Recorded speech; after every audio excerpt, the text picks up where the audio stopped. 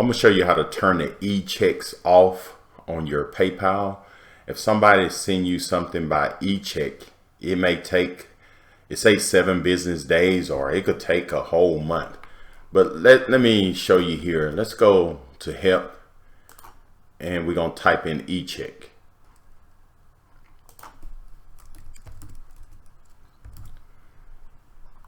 Okay, why was my payment sent by eCheck? Here we go.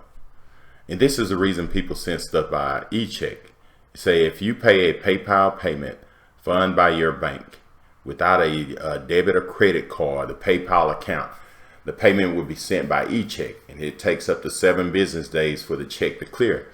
And then if they send the check through and it don't clear, they'll send it through again, and that can take up to maybe 2-3 weeks, maybe a whole month.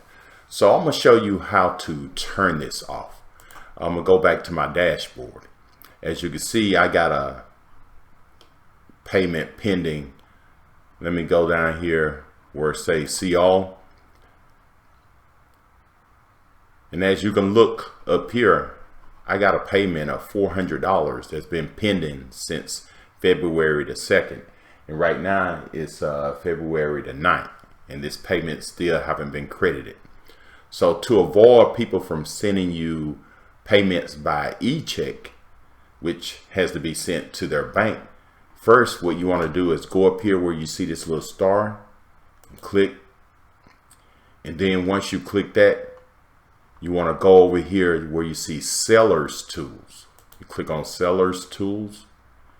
Then you come down here until you find Payment Receiving References. Then you click this, Update.